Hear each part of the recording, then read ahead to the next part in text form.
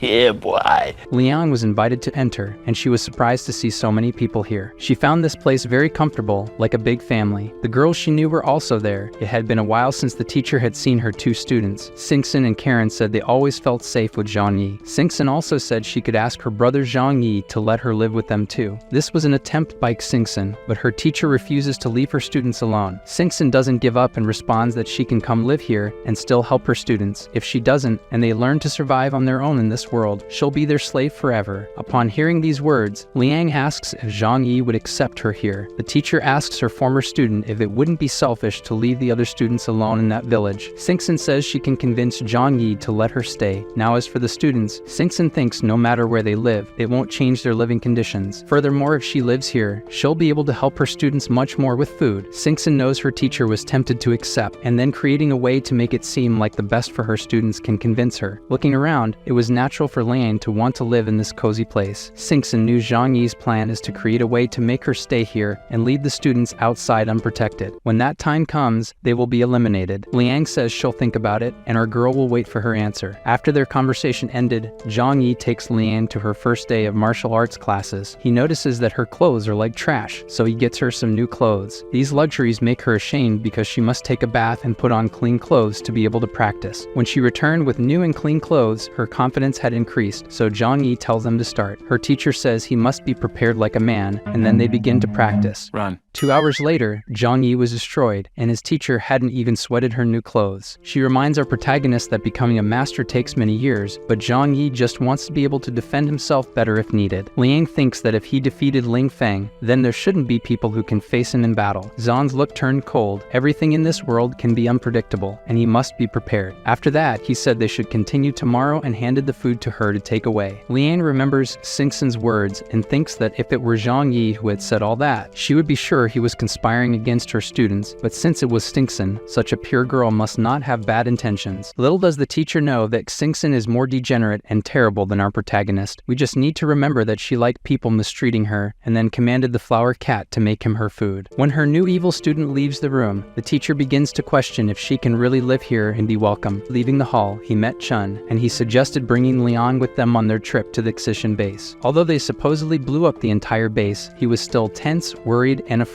Uncle Yu said Chun should be braver. He has extraordinary power and looks like a scared rat. The leader says there's nothing wrong with being cautious, but that's different from being cowardly. He also says that at the right time, he will call Liang to go with them. As for Liang, on the way back, she was thinking about Zhang Yi's offer and whether she should discuss it with her students. When the students saw the resources she had, they were happy and went like zombies for the food. Now relieved, Liang wanted to know how they did on the first day they could go fishing in the river. The student who did errands for the greedy woman at the Excision base said she should know they suffered a lot pedaling bicycles every day, and now that they can have fresh air and freedom, no one wants to work outside in the cold. They only caught 3 fish. She didn't expect it to be different. The boys weren't satisfied with so little food and wanted more, but one of them was sensible and reminded that this food was from Liang that she got from Zhang Yi. They should be able to go after their own food with their own hands. One of them asked Liang, since she goes every day to teach martial arts to Zhang Yi, she could ask him to let everyone live in his house too. They can eat less food and help with chores if necessary. Other students insist that Karen and Singson can, so why can't they? The teacher then says with a serious look that they are not like those 2 girls. Singson is Zhang Yi's bride's sister, and Karen is Singson's best friend. Moreover, the 2 have great intellectual abilities that none of them can compete with. Even after hearing all this, her selfish students ask Liang to try harder to find a way for them to live in that place. And with those words, Liang is now sure she would be unable to talk to them about Zhang Yi's offer now.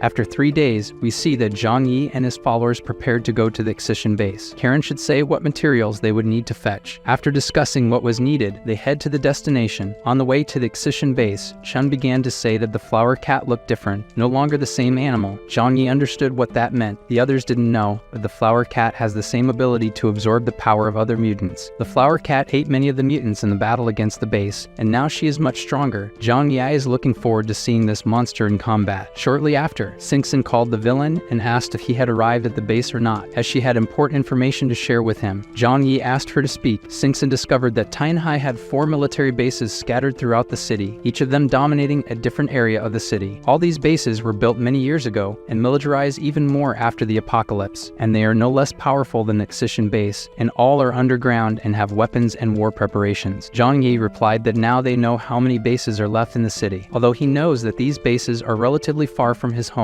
it cannot be certain that they do not want to expand their territory and may come to them. However, Singson interrupted Zhan's thoughts and said that there was one more special force besides these 3 bases, but there wasn't much information about them except that they had numerous people. Zhang Yi thanked her for all this important information, which made our 4-wheeled lowly girl happy and said she will get more information for him. As for Chun, he was afraid when he heard about these other bases and was praying they wouldn't target their group. For Zhang Yi, this is something he hopes for as well. Besides, after the death of 90% of Tianhe's population, there will certainly be enough resources for the remaining 10%, so he was confident that there would be no need for conflict to exploit the city's food resources. Even though the future is uncertain, his uncle was aware that the worst situations always happen. In this case, Zhang Yi was confident that no matter the group, the four of them in this car could destroy any army. Finally, they reached the Excision base and ran towards the goal. Near the base, two groups of people were standing, and it seemed they were from different bases because they were arguing. They agreed that the entrance to the base was blocked. They wouldn't imagine that Chen Xinian would offend the neighboring city and be destroyed by missiles. One of the leaders said that Chen Xinian had always been very arrogant, and that ultimately led to his demise. The group with the red-haired man was saddened because their trip was in vain, as it was not possible to enter the base. Clearing all this debris and wreckage blocking the entrance to the base will require a lot of effort, and they cannot achieve it now. However, one of the base leaders is sure that there will be many resources left inside the base that will be useful to them. The red-haired man says they could use the powers of the mutants to clear the way, but how will they manage to transport all these materials to their bases? The base of the man who arrived first is 200 kilometers away from this place. When asked if they can transport these resources, the red-haired man says they are in the same situation. He came to this place only to confirm the situation of the Excision base. Confirming that they are all dead is his best news. Even if the resources could not be taken away, now the men were rivaling over who would have the right to take possession of this territory. Zhang Yi and the others were watching this situation from afar. His uncle then recognizes that they must be the other bases Xingxin had mentioned. Our protagonist says they should just follow him and not say anything. Zhang Yi goes to the two groups. The symbol on his chest is from the fake uniform he made from the Excision base. These people thought all the people from this base were dead and were surprised by this. As Zhang Yi then owns this place, the red-haired man quickly says he was here just to get information. He had already got everything he wanted, so he will leave right away. In his thoughts, the representative of the Qingcheng base was sure it wasn't worth getting into conflict here for something they couldn't even take. But unlike this first group, the representative of the Choyu base argued that they don't believe our group are survivors of the Excision base. Zhang Yi, on the other hand, paid no attention to the questions and only ordered that if they had gathered the information they wanted, they should return to their territories. Our protagonist and his soldiers were determined not to create conflicts, but the man shouted for them to wait. The man said they did not understand the situation. Any survivor no longer has the right to this base and territory. The soldier is a powerful mutant and will be the new owner of this place. Chun was surprised to see another mutant. The soldier showed his powers and said he was used to killing enemies as if they were ants. After these threats and displays of absolute power, he was confident they would not resist. Zhang Yi said he didn't want to cause trouble, but since it won't be possible to avoid it, he shows the true meaning of power. The fire mutant's head flies off, and the flower then turns into a demon and in seconds had the other two soldiers in her jaws. She spat out the men because they had no powers and the flower doesn't eat garbage. He tries to absorb the powers of this person, but it seems he was a newly awakened mutant, so he was very weak and could not add his powers. Chun then said that these arrogant youths consider themselves invincible when they discover their powers. As he guards the bodies, Zhang Yi says the Choyu base never faced major battles, and its members are weak. Our group of villains of good immediately went to the Excision base to fulfill their objective. Using their absurd power of dimensional space, the corridor was completely clear for them to enter. It seemed there was no danger, so Floor led the way. In the first room after entering the base, the scene was one of complete chaos. They reached the first gate, and then Chun said he was feeling chills in this place. Zhang Yi said there are neither the living nor the dead to fear. They moved further into the base and finally arrived the place with a sign indicating it's a weapons warehouse. Upon opening it, their surprise is great. It's simply more than they expected. This room contains the most powerful military equipment imaginable, including helicopters and RPG missiles. Zhang Yi says this must be the armament depot for the entire city, and they were here before the apocalypse. In Chun's eyes, these weapons must be useless to them with all that snow outside. Zhang Yi agrees, saying that if they were useful, Ling Feng would have used them when he attacked their home. However, the goal is to use the weapons from these vehicles. Uncle Yu is immediately interested in one of the weapons in the place. Zhang Yi could take everything here to his warehouse, and then Uncle Yu could choose what he wanted. He must remember that the purpose of these weapons is to set up the territory's defenses and not to play around. Their team steals everything inside because their dimensional space seems limitless. Moving to other locations, the path that was obstructed with debris, Uncle Yu used his strength and cleared the way for them. They continue and find computers and servers from the base. Zhang Yi says even this might have useful data for Xingxin, so it will be taken too. The fearful otaku was startled by cockroaches hidden in the base's debris. He hits a rock and confirms there are hundreds of these disgusting things here. According to Zhang Yi, this place must have been where they made proteins for the workers. Although it's gross to know that, the protagonist says Chun's courage is like that of a woman. Observing the equipment used to turn people into food for others, Zhang Yi wonders if he should take this to Karen. Karen. Despite finding it cruel, he decides that everything has its usefulness, so it will be taken. They walk through more locations of the underground base, and after some time, the flower kitty gets scared. They don't know where the potential threat is coming from, but Zhang Yi feels like he's being watched from the shadows. After some time, they reach the warehouse, a door even Uncle Yu couldn't destroy by punching with all his strength. Zhang Yi then goes to open this door in the traditional way. He says they shouldn't underestimate the equipment just because they have superpowers. Zhang Yi says Uncle Yu can go ahead. Shun thought the boss would be the one to use it, but our villain has never used this kind of thing. Uncle Yu then does his job, and with much effort, they manage to break open the warehouse door. This large space with dozens of boxes seems interesting. Uncle Yu points out that there's something about the curtains there. Upon opening them, they find resources that wouldn't catch any of their attention, but upon seeing all this, Zhang Yi is sure Karen can use it to build things. He steals everything with the utmost happiness. A room next door caught the attention of our villains. Inside were the food supplies the base found and stole on its missions. Uncle Yu thinks Zhang Yi should keep most of everything because he contributed the most to defeating the Xishan base, and that's too much for them to carry and eat alone. Zhang Yi then said he has enough food for more than one lifetime and will always share with his allies. They don't need to treat him with so much respect as if he were a stranger. For his family, they will always have the best food. While they talk, we discover that the flower kitty is actually a cat with big balls. After they made all the raids they needed, they blocked the entrance of the base again. In addition to the heavy stones Chun should reinforce, he launched tons of snow and made an ice barrier as well, and then they went back home by car. At Zhang Yi's house, Liang went to do her martial arts session with the protagonist, but he hadn't returned from his mission yet. Zhu Qier warned her about this and that Zhang Yi left a message to cancel today's class. Liang was shocked by what she heard because she knew it would mean she would return today empty-handed to her hungry students. Zhu Qier then asked if she was hungry. She replied that she could come in and eat with them. Although Liang was starving, she refused and would return tomorrow. Zhu Qier was saddened to hear that she had come here in vain, but Liang told her not to worry about it because it's the student who sets the class schedule, and then the woman fled embarrassed. Xingxin then appears saying this must be a martial artist thing. Zhu Qier says she should have at least taken some food for herself. Xingxin asserts that would be worse for Liang. Those former companions of hers are selfish people and are worthless. They would fight over a little food, and that's why Liang decided not to take anything. Zhu Qier then asks if Zhang Yi did this on purpose. Did he intentionally forget to notify Liang that he would be out due to his commitment, and thus make Liang come here giving hope of food to the students, and then she returned empty-handed to make Liang realize the reality of these students? Our crazy wheelchair loli says it must have been just that, and that Zhang Yi is amazing. With such a brilliant move, he will touch so many hearts. Xingxin is head over heels in love with our villain's wickedness, while Zhu Qier agrees that this is the kind of thing her fiancé would do. But to break our expectation, on the way back Zhang remembers that he forgot to tell Liang that he would be out today. As for Liang, when she returned to the village and saw the villagers working, she began to focus on them. At that moment, she was impressed because even the small children were working, while her students were just waiting for her to bring them food. She admits that Zhang Yi was right to let them fend for themselves a bit. When she returned to the students, they began to chase after her asking where today's food was. She replied that Zhang Yi wasn't home, so there was no food, and now they must go out and fish. They were disturbed and shouted that if Zhang Yi wasn't home, but he has plenty of food, then he should leave some reserved for them. Liang wanted to teach them not to blame others and to seek their own food. The students argued that they were not fishermen and their hands were hurt. Other students say all this is because Xingxin and Karen are cruel. They were classmates for years, and now they have a good life and don't care about them. Soon everyone starts agreeing that the girls have always been bad people. Liang is surprised to see these people blame the girls who almost died at their hands. She begins to get angry hearing everything they're saying about the girls. Liang yells, ordering them to shut up. She will make an announcement right now. She tells them that from now on, she will live in the bunker with Karen and Xingxin. Liang decided she shouldn't pamper these people. They swelled with joy, thinking she would take them too. Liang then cut the happiness of these spoiled brats. It's not as they think. They all will stay here and learn to live on their own. Zhang Yi promised food for 10 people every day for her work teaching martial arts, and she will bring this food to them. Even knowing she would give up her food, her ungrateful students revolted and didn't want to accept this situation, even calling her selfish for doing so. The woman accustomed to ingratitude didn't want to listen to what they were saying and left for her new home. After 30 minutes, Liang left an environment of shouting and shitty egoism and was now in a warm place and well received. Zhu Qier was kind to her fiance's teacher and took her to see her students. Liang then, talking to the two girls, learns from Karen that life here is so good that Zhang Yi doesn't even let them do household chores. Karen received a studio where she can conduct the research she wants. The cheerful girl says she's happier here these days than in her entire school life. Similarly, Xingxin has a comfortable life and wants to know if the teacher returned to live like this too. The woman says Zhang Yi was right, and she is letting her students learn learn to survive. Singson then gets straight to the point and asks if the teacher wants to live here. Liang didn't want to admit to herself that her desire was to leave those people behind and live her own life. So Singson helped her accept this desire, saying that everyone has the right to seek their own happiness. Liang then starts crying and they have a moment of catharsis. Then she asks Singson and Karen to speak to Zhang Yi on her behalf. Karen was convinced that Zhang Yi would not refuse Liang as she has great skills. Singson just warned that there is only one absolute rule in this bunker. Everyone who joins must be prepared to obey his orders. Liang feels embarrassed and asks what that really means. Does everyone in this place have to do the leader's bidding, even the darkest desires? She blushes and hopes that with 4 women in this house, he doesn't want a 5th in his room. Singson dreams of frequenting the leader's room and can't, so Liang is lamenting for nothing. Singson tells Liang that she must have a misunderstanding. Since Karen and she arrived here, Zhang Yi has never shown any inappropriate behavior towards them. The one was thinking dirty things, so Singson makes it clear that the big brother is not a perverted predator. On the contrary, he is an honorable man, and all he needs from them is their strength. If that's the case, Liang says she is ready to follow all orders, and after a while we see the perverted villain arrive and be welcomed home by his favorite hacker. He was curious why Liang was here at this time, so Singson explained the situation of why the woman was here now. The 2 terrible villains were talking about how Zhang Yi's plan worked. Liang was enraged with her students and decided to ask to live here. Now it's just a matter of him talking and accepting her stay. Singson was very involved in making this work, and her big brother acknowledges that she is always very clever. Our protagonist tells the men to wait in the next room because he has important matters to discuss with Liang. Karen offers them some drinks, and then the 3 start their meeting. Liang is embarrassed because she doesn't know Zhang Yi's real intentions in having her in his group. The woman thinks she is here to ask a big favor from the bunker leader. Because of this, Singson puts on her act and asks if Liang can live with them in this house. Zhang Yi, for his part, says that doesn't make sense. Liang has her students to take care of. She wouldn't want to live here. It's not that he's against Liang living here. The teacher remembers that Zhang Yi invited her only once, and after she refused and said she should take care of her students, he never asked again. Now with a determined look, the woman thinks that if she is useful, maybe she can have a second chance to live here. Karen served a special drink to her leader and then gave her opinion. The students just take advantage of the teacher's good character. They don't deserve her dedication. Liang then makes it clear that Zhang Yi must let her help her students grow and learn to survive out there. She will follow all the orders and rules of this place. All the work and demands she will do. Our protagonist says he accepts her living here, but he's not convinced she will follow all the orders needed. She starts to tremble and says she will accept the orders, but there are limits she cannot cross. Zhang Yi then says she is sincere and kind. That's a quality, but at the same time, it's a flaw. If one day it is necessary to take the life of an innocent person to keep the base and the people here safe, would she be capable of that? She is aware that these situations can happen and says yes, but if it is a situation just to satisfy evil desires, she won't do it. Although she said this, Liang believes that Zhang Yi is a lover of peace. Singson says that's right, the brother doesn't kill except when provoked. She agrees with everything but emphasizes that she doesn't kill her own people. Our villain smiles and says that's obvious. Of course, he wouldn't be so wicked as to ask to kill people close to him. Those were his words to everyone, but with his dark expression, our villain says to himself that he does those services himself. Zhang Yi is also convinced that in a post-apocalyptic world, it's normal for people to die from accidents. Moreover, he is sure he would have the support of his girls against those who harm them so much. They seal the deal with a handshake, so she is now officially part of our protagonist's family. I think the MC won't need to lift a finger for those useless ones to die on their own. What do you think? Liang feels relieved to know that she will be able to help her ungrateful students and still live in this comfortable place. Singson, on the other hand, knows that her teacher is naive. It won't take long for those idiots to bring about their own demise. Zhu Qier and Yang Mai went to the newcomer saying they would throw a party to celebrate her joining the team. If they wanted to know if she had a favorite food for her, it could be anything. So much joy leaves the teacher adjusted in a way she can't explain. However, the reality is that the boss's 2 women realize that there is now one more woman in this harem. Zhang Yi's bed is becoming small for so many possibilities. Our villain warns that there will be a meeting with the other members, and then she should join. He explains that it is a war meeting where urgent matters will be decided. It's not like there's going to be a new war, but Zhang Yi explains that they found other military bases, and they are definitely enemies. Liang understands that this will happen. With a powerful base eliminated, there will be a power vacuum, and others will want to take over that region. By coincidence, Singson has new information to share about the Excision-based database. Zhang Yi calls the rest of the team, and then she can give the information to everyone. Currently, they are very comfortable with everything, but new enemies are nearby. It is imminent that there will be new conflicts, so Qinshin should pass on the information about the other military bases that exist in the city. Qinshin reveals that there are 3 other powerful bases, causing astonishment to those who did not yet know. know. The first of them is the Yangshang base. This region has a lot of oil and fuels. Its leader is Xiao Honglian, who has the ability of fire, and his assistant is called Zhuge Qingtuing, who has the ability of wind. The second base is the Choi base, which controls all the ships in the city. Zhang Yi was curious if it was possible to navigate in this weather. She explained that only the surface layer of the sea was frozen because it was impossible for the oceans and seas themselves to freeze. Our protagonist's curiosity is about if the sea did not freeze completely, who has ships can fish. Shinshin confirms that, and this base is the one with the greatest potential for seafood. Furthermore, the girl explains that the boats need a lot of fuel, so the people from this region need to come to their city. Seeing more information, Zhang Yi realizes that the soldiers she killed were from this base. The last of the 4 major refuges is Qingpu, whose leader is Sing Tian, and his ability is of a strange type, as it enhances the power of people around him. However, his face is unknown, and there is not much information about his territory. Shinshin discouraged was that in this apocalypse time, the major factions do not dare to confront each other and reveal their special abilities. Zhang Yi thought this was expected and thought to himself that these people certainly would not reveal their power until absolutely necessary. This is because, as long as there is competition for power and resources in Tanhai, all the base leaders will be cautious not to be overthrown. Shinshin continued to speak and explained that each base had something that distinguished them, and what distinguished the Zishan base was the great power of its army. The Yangshing base is energy, the Choi base is maritime transportation, and the Qingxing base is metal manufacturing. The other bases do not have large armies at their disposal, only individuals with special abilities. Among them, the Xishan base they defeated was the strongest of all. When Shinshin finished speaking, everyone was relieved that the risk from these enemies was less than what they had already faced. Even Zhang Yi, who is cautious, became more relaxed. However, the teacher was curious about the 4th force that Shinshin mentioned. She really mentioned only 3. The wheelchair-bound girl says there's a group called Snow Worshippers. The religious leader has the ability to turn people into mutants.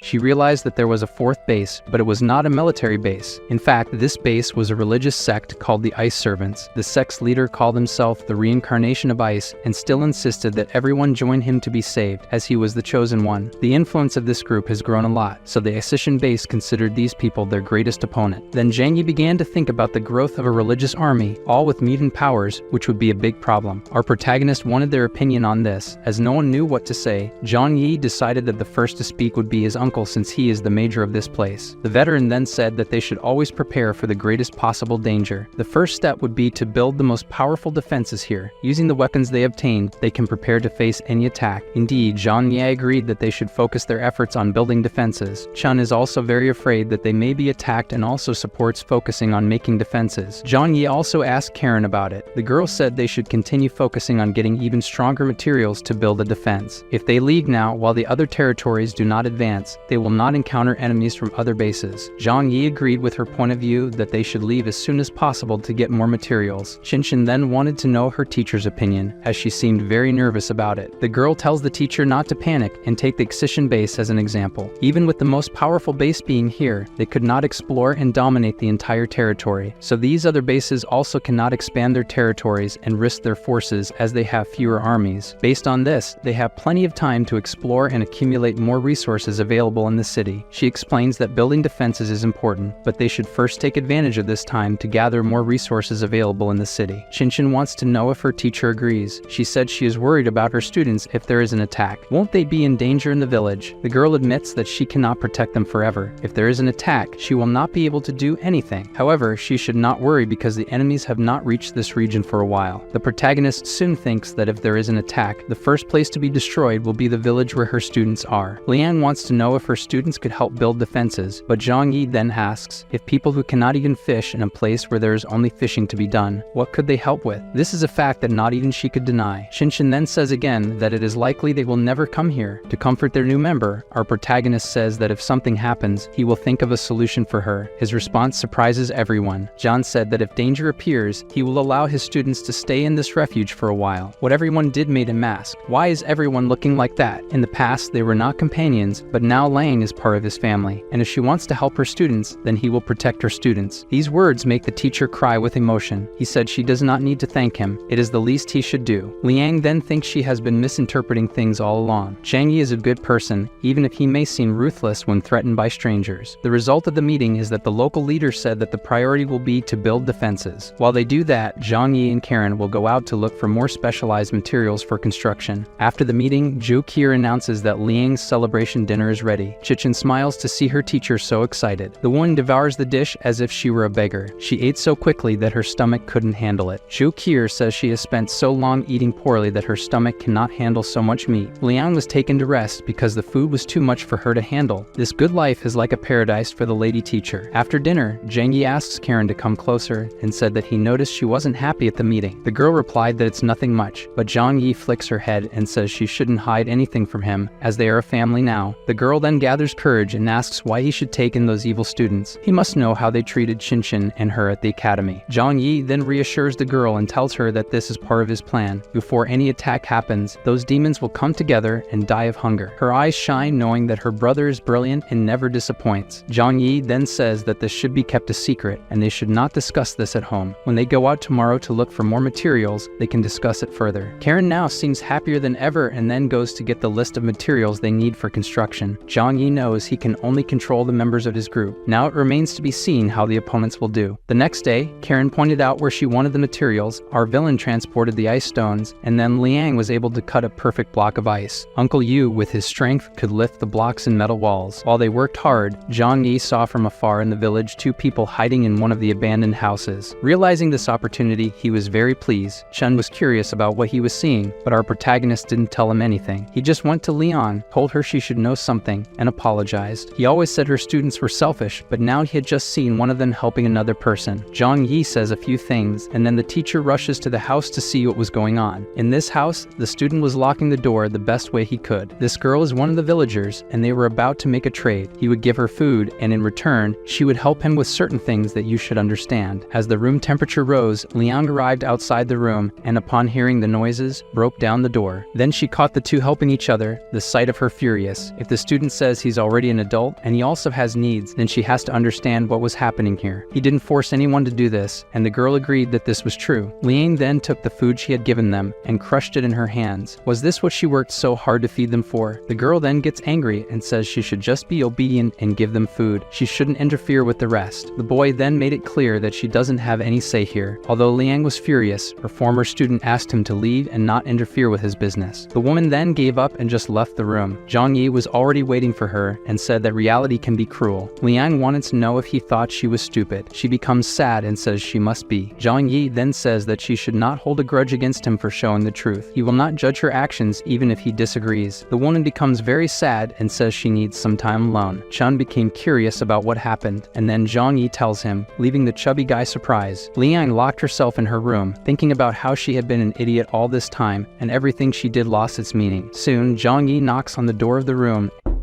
and comes to ask if she is okay. She said she just needs a moment and she will be back to work soon. However, our hero says that nothing is as urgent as her well-being. He came here because he was worried. Hearing that he was worried about her made her cheeks blush. Zhang Yi asked if he could come in for a chat, and she agreed. He sat on the bed and said he understands that this was a heavy blow for her, but he hopes she can move on, as there is a long way to go. Zhang Yi also said that if she has more problems in the future, she can talk to him, and that he will always be willing to listen. The woman then asks if he thinks she is an incorrigible idiot. Zhang Yi is sincere, says a little, but knows that she has her reasons for being so hopeful in those people. Liang opens up and tells about her past. She had been practicing martial arts since she was a child. All her life she devoted herself to it and dreamed of being a TV star or something very important, but being a woman was always an obstacle for her to stand out in the world of martial arts. So one day she decided to leave the martial arts path and work as a bodyguard. She says that was the most glorious time of her life. After a few years, she became very well known for her work, and then the academy hired her to be a physical education teacher and protect the rich and noble students of the academy. She becomes sad, saying that all her happiness was in the past. When the end times came, she lost everyone she had, and the only thing left was the responsibility to protect the students she had. That was the only thing that kept her going, and now she considers herself a fool. Liang says she can't live a selfish life like Jean, who thinks of himself first and then others. The woman cries as she opens her heart. She just lost her last hope and faith that kept her going. In this cold and cruel world, she no longer sees a point in continuing to live just for herself. Our hero then says that she's putting too much pressure on herself, and besides, if before she was alone, now she has companions she can consider as family. Everyone in their refuge is different from the students she protected until now. He takes her hand and says she will need a new motivation. Liang can make him her new motivation. Thinking about his words, she becomes even more embarrassed and her head feels hot. This person in front of her was saying she should rebuild a new life and has the people of this place as her support. Additionally, he says says he couldn't see her so sad. The embarrassed woman lets go of his hand and says she already feels better. Zhang Yi asks, does she really feel better? Liang responds yes, but she's still disappointed with her students and they need to mature. He gets up and leaves, leaving the woman behind. He was pensive about what happened. When he found Qinshin in the living room, now he asked if he had eaten the teacher. Zhang Yi, already knowing his hacker's provocations, simply replied that he has no interest in his teacher's body. Qinshin refuses to believe and says that Liang is very beautiful. Zhang agrees that she is beautiful, but very troublesome, and her problems are what he hates the most. The protagonist whispers in his ear that at least now Liang won't see his students as she did before. He tells him what happened and what she witnessed in the cabin. This information makes Qinshin say that they are truly repulsive. Zhang then says that the best thing to do is to convince Liang to abandon those people, and then he can eliminate all of them without worries. Qinshin openly hurt her brother's intentions and said she will help him with that. These events leave our villain very satisfied. The next day, they were getting ready to go in search of materials. Karen was dressed in military clothes from the excision base that they supposedly belonged to. Her uncle Yu wanted to go to help, however, Zhang replied that only the little flower kitty would be enough. Karen was eager for her commander's orders. He gave her a little squeeze on her nose, saying she is very naughty. Karen thinks she looks very pretty in this uniform, and Zhang Yi says he agrees, which makes the girl very embarrassed. He hands her something she can use to defend herself and asks if she knows how to use it. She says yes, so they set off on their mission. In the car, Karen wanted to know about the problem with Lan. Zhang Yi then wanted to know why Karen hates the other students so much. She replies that she doesn't want those people near her and Qinshin. She doesn't want to live near them or even see them from afar. Zhang Yi then says that he also doesn't like that kind of person, and soon they will stop bothering her. Our hero tells Karen that they will even let them into the base in case of an attack just to satisfy Liang. But before that happens, they must make Liang give up her desire to protect those people. Karen then says that Liang has such a soft heart that she could bring them into her refuge even against her will. He then says that things depend on her and Qinshin now. Zhang Yi says that Liang has more love for the two of them than for those other students. Karen then excitedly asks if she and Qinshin should capture Liang's heart. He says yes, if they make an effort, they will manage to take up all the space in their teacher's heart and drive out those students. They approach the factories and realize that a group of cars is ahead. He observes with his binoculars and sees cars adapted to drive in the snow with weapons on the roof. Karen is curious about what he saw and then observes with her own eyes. They underestimated the efficiency of the other bases. They are already in the vicinity exploring the resources that belong to the excision base. He tried to analyze the situation, trying to confront them without knowing the danger they represent and who they are would be very dangerous. While he was thinking, Karen says that those are normal vehicles modified to drive in the snow, so their performance is very low. They can barely reach 20 kilometers per hour, and they consume 5 times more fuel than normal because of the weight. This information surprised our hero, and he questioned if what she was saying was true. She confirmed that it was, so Zhang Yi soon realized it is very difficult to get fuel in these times, and they came from so far with such bad cars because they are thirsty for fuel. Jen deduces that they must be from the Yangsheng base. Karen then questions why. Their base is very far from this place. Our hero then says that a fight may happen, so she should prepare herself. Zhang goes to the group of cars until he is noticed by the strangers. Karen must wait in the car, and then Zhang gets out with his hands up, affirming that he came in peace, saying that he was not a threat. The men did not attack, and then they saw the symbol on his uniform. They know is the symbol of the destroyed excision base. They ask among themselves how someone could have survived in that place. Furthermore, they say he has a nice uniform, so he must have a high rank. Another says that if he survived, it is because he has extraordinary power. He doesn't even seem scared in front of armed enemies. Because of this information, one of the men says that he should talk to the captain of the group when he returns. He can wait here. Zhang Yi agrees with this option. Soon he observes on the top of the warehouse that they entered through the roof just as he does, descending by ropes from the ceiling. Then the supposed captain of this group appears. Zhang Yi immediately resumes that if this man is not a mutant, then he must be a very formidable person. Guys, this is the continuation of chapter 277 of Global Freeze. If we get 10,000 likes on the video, I'll be faster in bringing the continuation. Previously, our evil villain went to gather resources with Karen, and to his surprise, he found people from a rival group, people from the Yangsheng base. Soon the leader of this group came to talk to Zhang Yi, asking if our villain is really a member of the excision base. Zhang Yi introduces himself as the captain of the special operations team of the excision base. This information makes the man say that explains his courage to come here alone to talk to other people. Then the captain of the team asks what exactly he came here for. Did he come to drive them all away? The man apologizes for not warning, but the excision base was destroyed, so excision is no longer strong enough to fight against the Yangsheng base. It's expected that this happened. The man warns Zhang Yi not to have dangerous ideas. Our villain then says that it's just a materials factory. If the Yangshing base wants. They can take as much as they want. However, Zhang Yi also wants to take some resources because his base still owns this territory. The captain of the rival base accepts our villain's request and gives him 30 minutes for that. Zhang Yi is satisfied with the agreement made. He asks Karen to go with him. The girl beside him blushes because she is very close to him. She focuses again and asks if it's safe to leave the car here alone. Shouldn't he guard his car? Zhang Yi, on the other hand, says it's okay to leave it here. However, the real reason he does this is that he shouldn't show his powers in front of others. So they move forward into the factory. When they were distracted, Captain Goyuan then drew his weapon and shot at Zhang Yi. The flower kitty then defended the couple. She quickly transformed into her giant form and blocked all the shots. The men, despite being scared of this giant monster, didn't stop shooting. The captain warns them to aim for the eyes. When the shots focused on the flower's face, she decided to attack the soldiers. She manages to capture the first part of her lunch. The other soldiers inject themselves with some kind of injection and enter a frenzy mode, becoming larger and more muscular. They are instant steroids, bodybuilder's dream.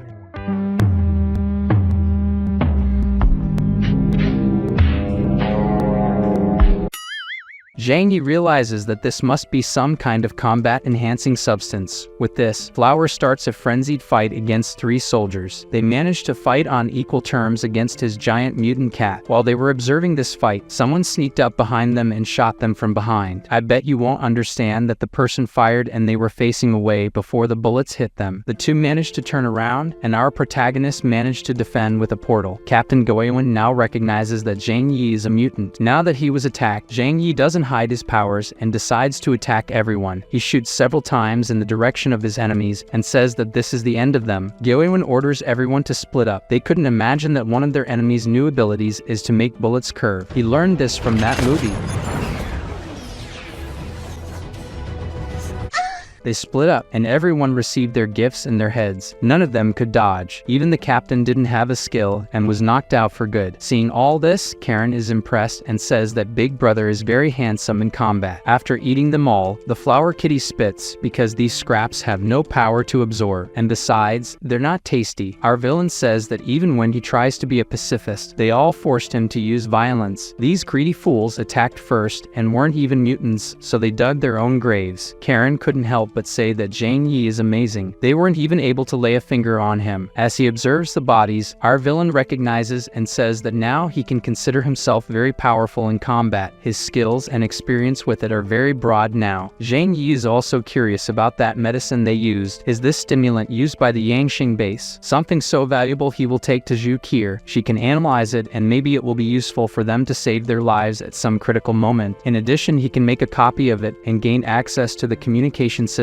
of the Yangshing base. It's all a matter of precaution. Zhang Yi also explains to Karen that this base will not send reinforcements because they lost contact with this group. The Yangshing base is 200 kilometers away from this place. They will just abandon these people. Then he stores all the corpses and vehicles in his dimensional space. Even if they send a team, they won't know where along the way they disappeared, and also that they emptied the place, so they thought their people were loaded with materials and were attacked by strangers from another base. Now they must go collect the materials they need soon and prepare their shelter. They must prepare for a possible future war. Before, Zhang Yi entered through the roof. Now he has a new way to enter. He tells Flower to open a hole for them. The kitty becomes giant and then makes a big hole for them. Now they can descend using ropes. It is still necessary to descend several meters because the snow on the outside also has many meters of depth. Inside, Karen points out what she wants, and he sucks everything into his storage space. After getting everything they wanted, they return to their car and drive towards their mansion. Our protagonist then sighs, saying that the war games will start again. He then starts to have an idea of what he should do now. Zhang Yi then tells Karen that she shouldn't tell anyone else about this encounter with this Yangshing base. Obviously, Karen doesn't understand why. The protagonist then says that this is something only they need now. He will make sure they don't leave the base carelessly, but he also doesn't want them to panic and worry about it. Now, they must focus only on building the defense. Zhang Yi says he will tell them at the right time. In the the end, Karen is convinced that all of this was for the best for all of them, so she is amazed once again. When they return, they are still working, building the defenses of the base. When they are spotted, Uncle Yu asks if there is something wrong. Did they have any problem on the way? Our villain then says that no, they didn't find any trace of any enemy. He even states that at this moment the enemies need to focus on organizing their own territory. There's no reason for them to come to such a faraway place. Soon we understand why the protagonist is doing this, because Professor Liang is very happy to know this. She believes that now her students are safer. Then, to play his role, our protagonist says that currently there is no danger, but they must focus on expanding defenses and staying alert. Zhang Yi then approaches Liang and says that he doesn't mind letting her students come to this place if there is any danger, but he also says that it wouldn't be fair to Qinshan and Karen to live with them in the same place. She must remember everything they did to the two girls in the past. These words make the teacher sad because she knows he's right. Meanwhile, our villain signals to Karen to play her part. The girl then approaches and says that the teacher should understand why she brought those students to live nearby. Doesn't she remember the school days where they all mistreated each other? Does Liang not remember how cruel they were to the two girls all that time? These words make the teacher admit that she remembers it that way, and she would very much like them to survive far away on their own. However, she cannot deny caring for those people, so strategically our protagonist interrupted the conversation, saying that they should focus now on building the defenses. He takes Karen away and signals to the teacher. This gesture was understood by Liang as if he were avoiding Karen from arguing with the teacher because of the students. Liang is grateful for that, and later, the protagonist really focuses on making the constructions that Karen needs. He takes out the materials and asks how she wants it. Karen explains that if they don't worry about aesthetics, they can reinforce those walls in 3 days. To this, Big Brother says it's not a problem. It doesn't need to look pretty, only defense matters to be efficient. Then he asks if Karen needs help with something. The girl stretches and says it's not a problem. She's a bit slow, but he doesn't need to worry about the quality. Our villain then goes to Qinshan's room and knocks on the door. The four-wheel girl is very happy to see him. Zhang Yi tells her that the last time he went out with Karen, they found something very interesting. After chatting for a bit, he explains to the girl that last time they met people from the Yangxing base and killed them. He tells her that, contrary to what they expected, the enemies are lurking and may come to attack them at any time. However, he claims that he is not afraid of them. That's not a problem. Qinshan agrees with Zhang Yi and says that unlike the Xishan base, those people coming from so far away won't have equipment and missiles to attack them here. So, based on her own deductions, the girl asks if they can use this chance to clear out those students from Su village. Zhang Yi then says that this will be an accident. They couldn't have predicted that this would happen or done anything to stop it. He takes a signal jammer from his portal and plugs it in. He says this will be troublesome, but it will be worth it for Liang is very important to have her in the group. Tell me, what do you think of our protagonist's actions? Do you agree with this cruelty, or is it simply fair? He hands over the satellite phone he took from one of the soldiers and says this is from the enemy base. She can try to use it to gather information. The girl affirms that it will be easy. If it's working, she'll manage. Qinshan will analyze the data she gets through it and organize it carefully for her brother. Now we are shown the Yangxing district. In the middle of a plant, two people are chained while being interrogated by soldiers. The soldiers inform their leader that 5 people tried to escape, and these 2 were captured alive and the other 3 dead. The 2 captured people, I don't know if they are afraid for their lives or are impressed with the giant melons in front of them. I confess I went for the second option. The woman then asks why she should spare their lives. She tells them they had to work here and in return received food and lodging, yet they ran away. Why should she trust them? The men say it was just an impulse and ask for forgiveness for trying to escape. She wants to know where they would go if they escaped from here. The men are scared and don't know what to answer. She then asks if they plan to go to the snow worshipper sect and join those hypocritical people. The woman says this with a scary look, so the men ask for forgiveness and say they won't do it again, while banging their heads on the ground. She asked her assistant's opinion about this. The bespectacled man says they now have miniature explosives, and it's a good time to test them. They can put them on these people, and those who try to escape again will be blown up. The woman asks to see the results of this. She puts a necklace on one of the men's necks and asks how far it works. Her soldier says that up to 5 kilometers from this controller will work. As soon as she presses it, the person with the necklace will have escaped from here to the other world. The woman with the big melons then tells them they will get a second chance. Now that they wear these necklaces, they can choose to stay here and choose whether to run away again or not. She also says this is a new product. She doesn't know if it's working. If they want to test it, they can run now, and if it doesn't work, they will be free. The men hope it won't work, and maybe if they run fast enough, they'll reach 5 kilometers before she can press the button. She waits for 10 minutes, then presses the button. If the assistant asks on the radio, what is the result that happened? He tells her that one of them exploded, the other failed, the explosive didn't work. The woman's name is Sakura Haruno.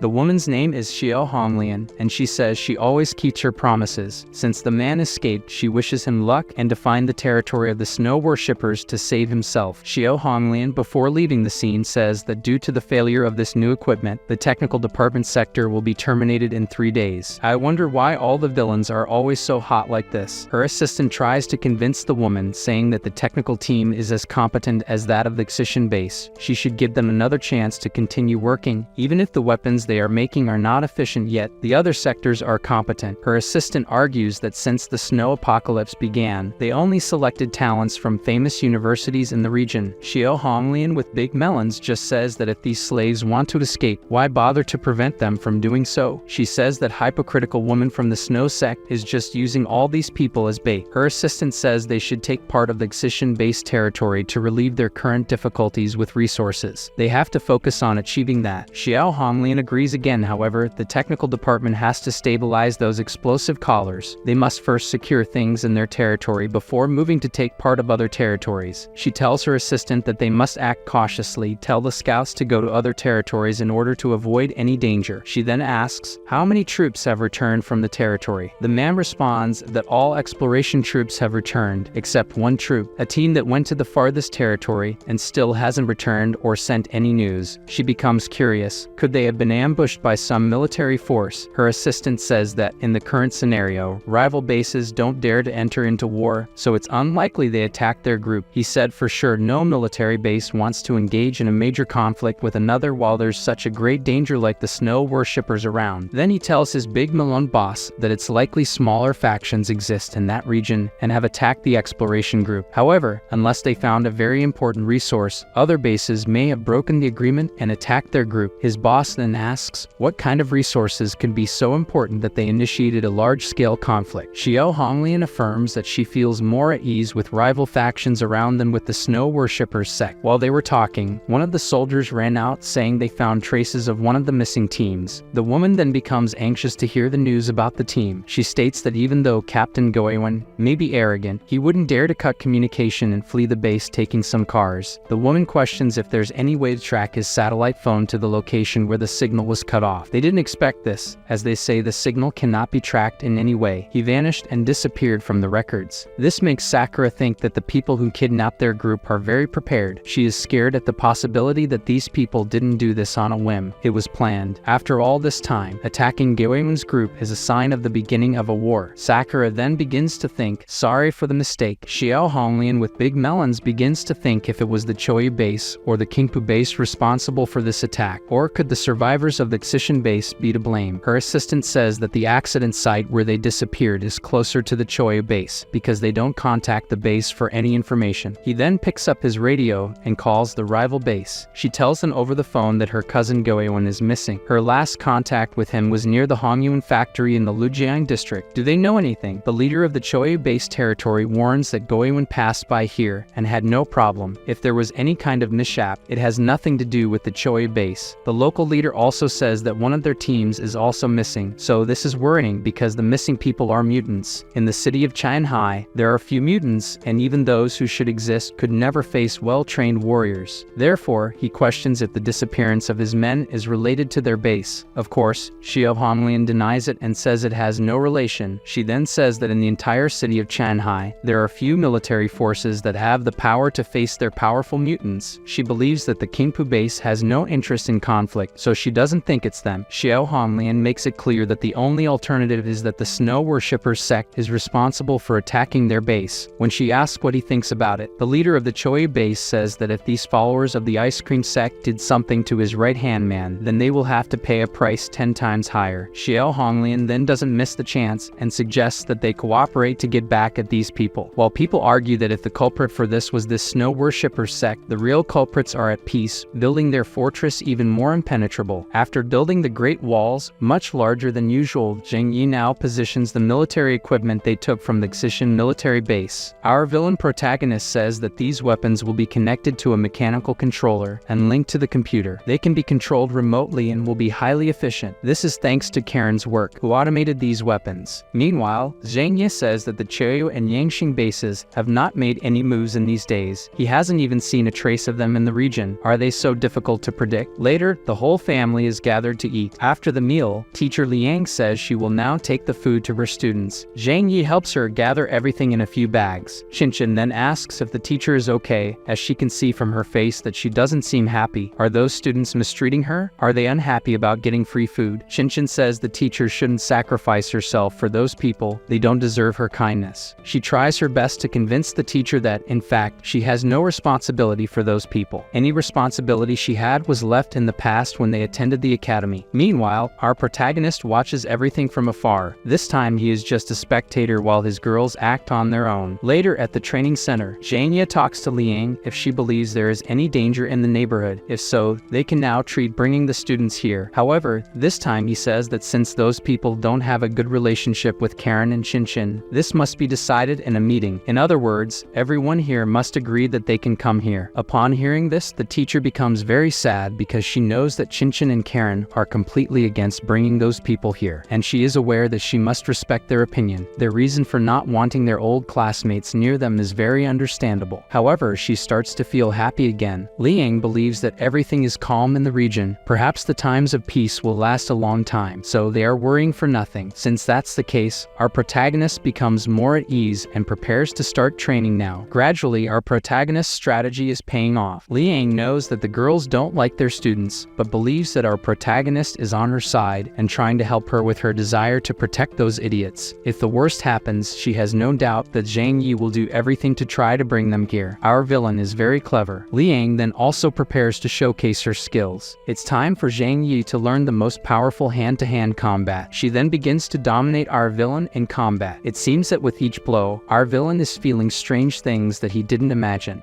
He says she has changed a lot since she arrived here. When she loses attachment to those inconvenient people, she will be a totally obedient pawn. After a long day, our protagonist is lying on the bed thinking about what he should do. Currently, he could turn on the phone he captured from the Yangxing base and leave it in the village of the students. Then he would attract those enemies to that location. Surely they would eliminate all those people. However, he would also attract the attention of the bases to his hideout, which is very close. He also thinks that maybe those bases will never find out that he is responsible and never come to his territory. After considering all the possibilities, our villain decides that he cannot expect peace to last forever. He must take the risks and be in control of the situation. Zhang Yi will execute this audacious plan. He hands the phone to the flower kitty. She must take it secretly to a hidden place in the Xu village. The kitty runs to the neighboring villain to leave the phone there and initiate our protagonist's evil plan. Meanwhile, the leader of the Great Snow Worshippers sect was speaking. She gathered her followers and holds her cult. She tells everyone that snow is white and pure. Their bodies and souls belong to the snow and have become as pure as snow. Those who like this video will receive great powers.